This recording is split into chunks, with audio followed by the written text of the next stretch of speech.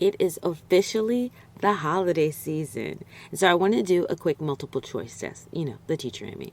So are you feeling A, joy, warmth, and love, or B, stress, chaos, and overwhelm? Now, you may have one or the other, or you may be somewhere in between. But in this episode, we're going to get real about something that we feel, but we may not want to verbally say it. And what is it? It's the pressure to create a picture perfect holiday. But in this episode, we're going to talk about why do we feel this pressure?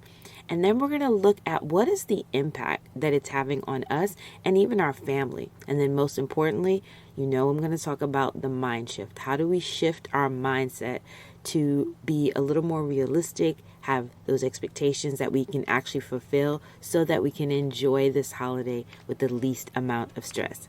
So I have a little secret for you. We get this right in our holidays, it can actually transform our homeschooling experience. You don't want to miss this. Cue the music. Have you ever felt overwhelmed by homeschooling? I don't know about you, but sometimes as a homeschooling mom, it feels like I have so much on my plate that I can hardly catch my breath. Well, if you've ever felt that way, then you're in the right place, because this is the Catch Your Breath podcast. I'm Inga Masick, certified life coach and a mental wellness advocate. With over 3 decades in education and over 10 years homeschooling, I'm right there in the trenches with you. In this podcast, we're going to dive into some actionable strategies that are not only going to help you manage your stress, but also help you to have more joy, freedom, and balance in your homeschooling journey. So if you're ready to go from simply striving to truly thriving, then let's breathe through homeschooling together. Are you ready? It's time to catch your breath.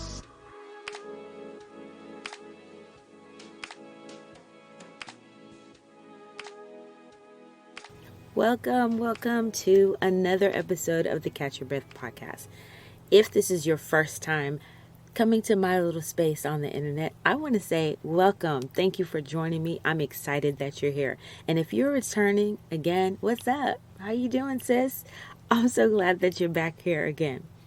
I want to take an opportunity to give you an apology because if you have been here since the very beginning, you know that I did not post an episode.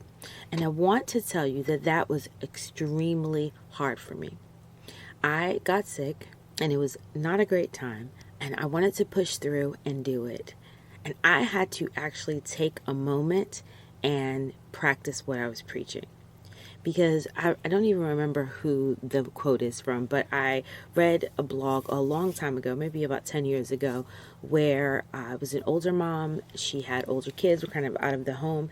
And the whole premise of the blog was you can be wise or you can be awesome. And I don't remember if it was awesome or amazing. And I think it was amazing.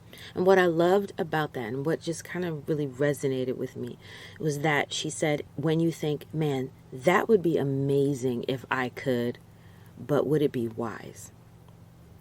And even though it was necessary for me to get an episode out, I really thought about the fact that I was in that place where I needed to stop. I needed to take care of myself. I needed to follow the doctor's orders. Would it be wise for me to push through? And because my husband was very adamant, like, you need to stay in bed, you need to be quiet. And I listen, I'm going to tell you a secret. Okay, ready? Listen. I did try to record it. I tried to record it from the bed. It did not sound great. It was not good. And so I was like, you know what? Let me just sit down somewhere and stop. That's enough. Quit. Leave it alone. Stop. I said I'm going to come back, and I am here back again. So thank you for your patience with me. If you were wondering, I appreciate you coming back and tuning in this week. Before we jump into this episode, I want to see how you're doing. How has your week been going? As we are jumping into this holiday season, I really want to remind you to take a moment to breathe when you feel that stress, to breathe when you feel that overwhelm. Let's do that right now. Deep breaths continuously. That is one of the things that I say all the time to clients, to my children. I've said that to my students. I always say it to myself even, because a lot of times, as I've said early on in this podcast, when we are overwhelmed, when we have so many things going on, we actually tense up and forget to just allow the breath to happen. So yes, you breathe naturally, but there is a tenseness that happens when you're going and going that you don't even realize you're doing.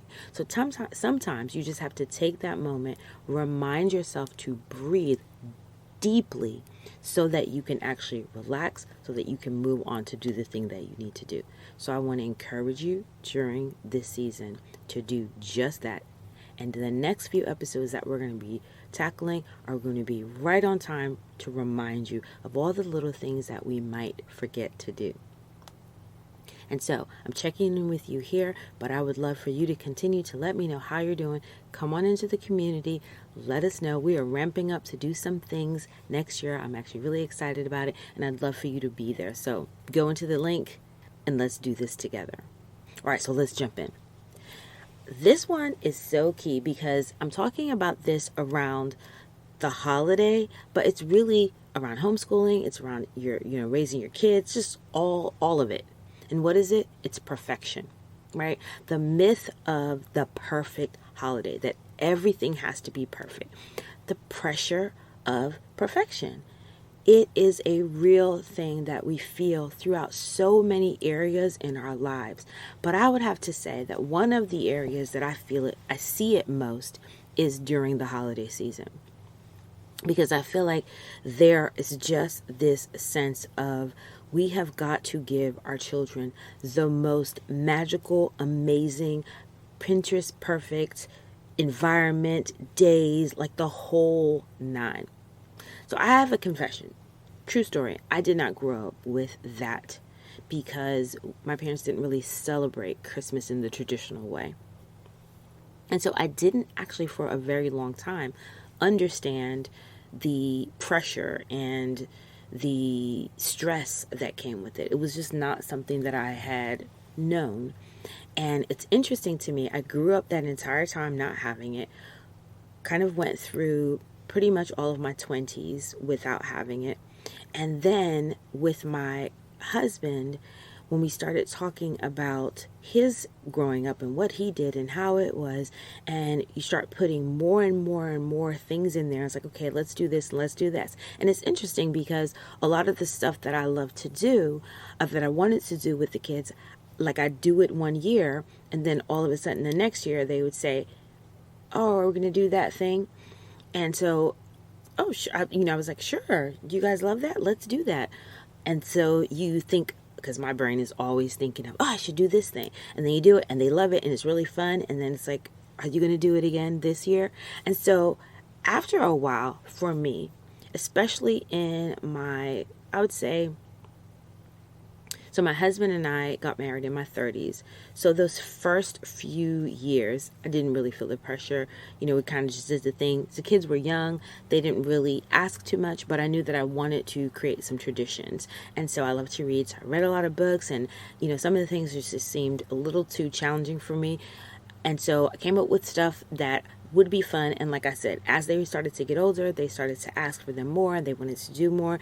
And so it was exciting. It was fun. And each year I might think of a thing that I want to add, and then I would add that. And before you know it, they're like, hey, are you going to do this thing? And then you're going to do that thing. And then you do that thing. And I found myself like in my 40s at one of the most challenging times in my life, because I was being diagnosed with my autoimmune disease, that I was like, wow, there's so many things. I started to feel the pressure. I absolutely started to feel the pressure.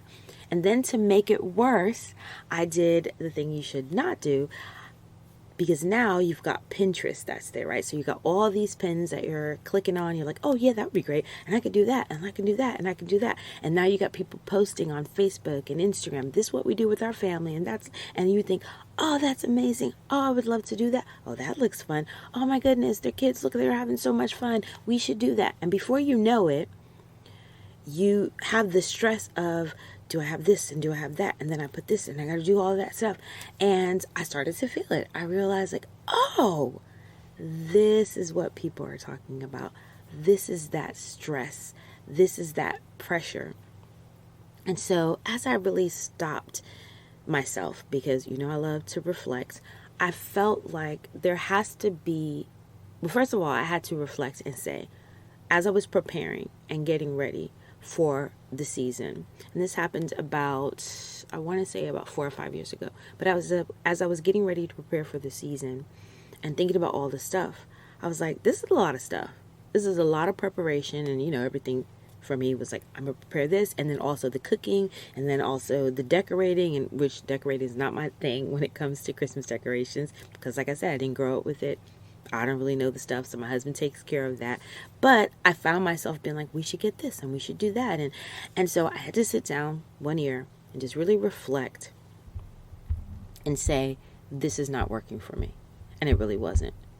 And I just felt like I do not want to be so stressed during these holidays that I don't enjoy myself, that I'm so caught up in making sure that they enjoy themselves that I'm not enjoying myself. And so I had to do a pivot. And so I want to talk to you in this episode about that. I want to talk about why do we feel that, and then we're going to talk about some things that we can do to change it, because I do believe that it starts with our mindset, as I believe everything starts in our mind. It's our mindset. And first and foremost, we have to recognize why we feel that pressure. And a lot of it has to do with the cultural and the social influences that we have. And where does that come from? Absolutely, our social media networks, even some of our cultural traditions. It might give us some things that we know that we did. A lot of times we have those influences from our own childhood, which we think about all the things that we did that were really fun, and so we want to do them. We want to recreate them in our home. In my situation, I felt like there were a lot of things we didn't do, and so I didn't feel like I lost out on it, but I felt like my kids are now in circles where people are talking about it and they might feel like it. So that was part of it. So part of it could be that you want to do the things that were not done for you. When we think about the image of the perfect and the ideal holiday, a lot of times, which my kids and I we laugh about that all the time when we talk about Hallmark holiday movies, that's always in the country town. Everything is decorated to the max. It's perfection everywhere. And so that might be the image that we are seeing and feeling like we have to have. And then we also can have our personal expectations. So we might feel like we really have to make the holidays magical for our children. We might feel like, even in just our homeschooling, we may feel like I need to do Christmas around the world because everybody's done that. I need to make sure that I talk about the origin of Thanksgiving and make that really hands-on. And so a lot of times that pressure is increased to a whole nother level when it comes to the holidays. And so the first thing that we want to do is recognize where that pressure is coming from. And we're going to talk about a little bit about how we do that. But that's the first thing, is to recognize that a lot of times it's an external pressure that we're feeling, but also it's sometimes internally, where we have these scripts that we're telling ourselves, these narratives that say that the holidays must look this way for whatever the reason is. But what I want us to transition to is going to require us to recognize that the impact and the effects that this perfect holiday and this ideal image is having on us. And a lot of times it is causing a ridiculous amount of stress and burnout, because we are trying to do something that a lot of times is very challenging, especially when the ideal is something that's an unrealistic external expectation or pressure, or even an internal unrealistic expectation. Because if we're trying to make it look like this picture perfect thing that we actually haven't taken an opportunity to step back and say, is this realistic financially? Is it realistic emotionally? Is it realistic physically? Is it realistic time-wise? Can I fit all of the things that I'm trying to do within these 2 months, pretty much, that I'm trying to fit them in? Does that make sense given everything else I have to do? And so we have to take a moment to say, is this realistic? And when we don't, it causes a lot of stress and burnout. The unfortunate part too is it really, this pressure that we're putting on ourselves, whether it's coming internally or externally, can impact the relationships that we're having and the atmosphere that we're creating in our home.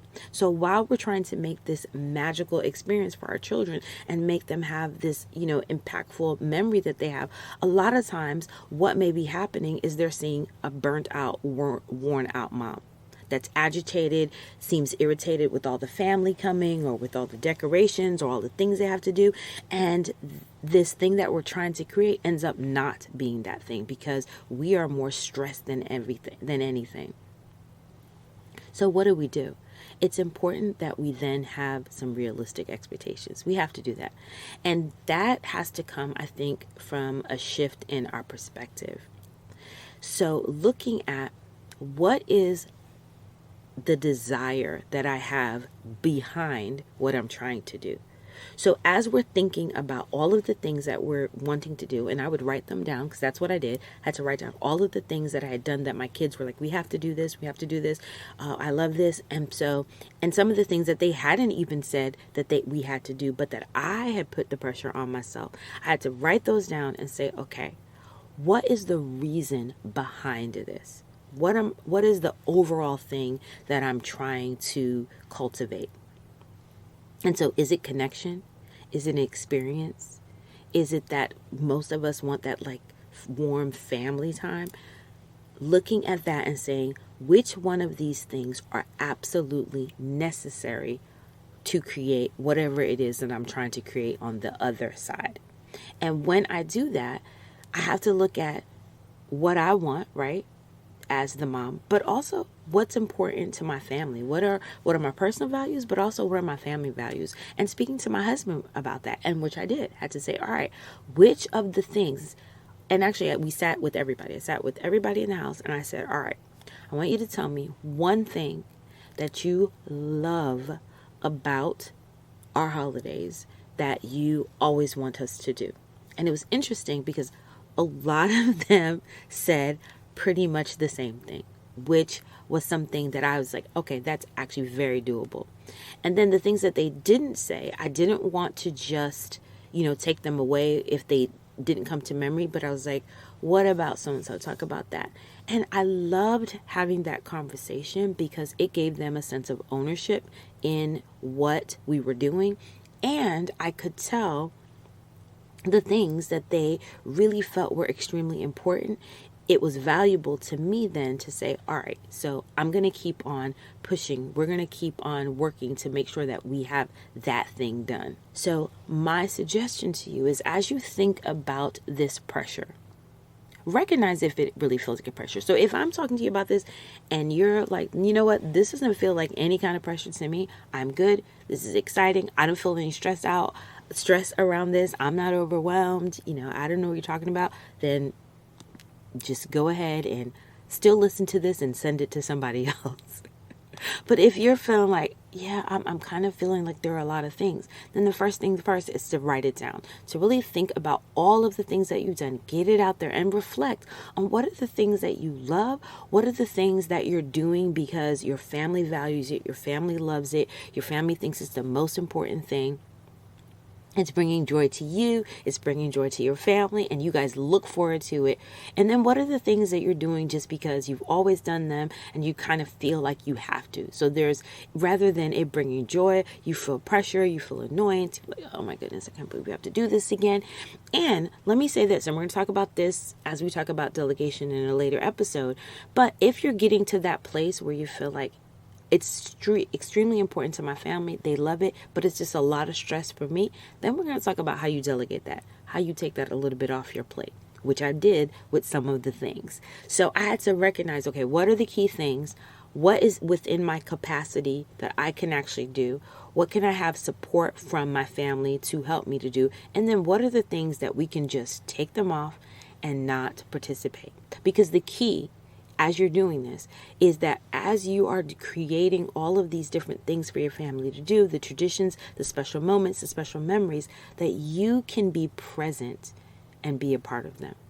If you're doing all of the things for everybody else, but you can't actually sit and enjoy it because you've got to get the next thing ready, or you have to, there's just so much planning on the other side for you that you don't get to enjoy the moment, then it's really not worth it. Or I should say, it may not be worth it. I don't believe it's worth it, but I want you to see if it's worth it for yourself. I want to encourage you as we go through all of these episodes around our stress around the holiday season, that you're honest with yourself. I want to encourage us to be honest with ourselves so that we can really take a moment to reflect on the most important things, so that we're only doing those things that are the most important things, that are aligned with our family's unique needs and our family's unique values. Remember that it first starts with what we're thinking about. Then we look at the actions. We also want to think about what our vision is. What's the thing that we're working towards? And then go back and see, is there alignment between what I'm trying to accomplish and what I'm doing? Because sometimes we're doing without thinking about, is it accomplishing the overall goal that I'm trying to accomplish? So what's your homework? You know, the teacher in me has got to give some homework. Reflection, of course. Reflect on what is your perfect holiday. And then also think about those holidays in the past that you loved. Why did you love them? And think about where your stress comes and write that down. Jot all those things down, and then you can pray about them. Pray about what are the things to remove, what are the things to keep. And then in the next episode, we're going to talk about how do we simplify it, because the truth is we can't do everything. We just can't. All the things that we see on Pinterest, all the things that we see now on all the reels, all the grams or whatever it is, we can't do all of it. And so in the next episode, we're going to talk about how do we prioritize and simplify so that we can truly be in the moment for what is most important. I hope that this episode has helped you, encouraged you, has supported you, and I hope you're actually excited about the next episode and learning how to prioritize and simplify. I would love for you to join me in the free Facebook community where we get to talk about some more of this stuff, where we can get all of the holiday spirit but have none of the stress, because that's what we want. We want to make sure we have none of the stress. And I want you to know too that I believe that this applies to homeschooling, because I think as we are looking at the way that we approach the holidays, which is the area that we feel like we want it to be perfect, I think that we'll notice some alignment between how we approach our homeschooling journey and wanting that to be perfect, and what are the things that we do there that we can look at and say, oh, you know what? I do this. It's a skill that we're learning, right? To be able to prioritize and simplify in our next episode, but also in this episode to recognize, where does the pressure come from?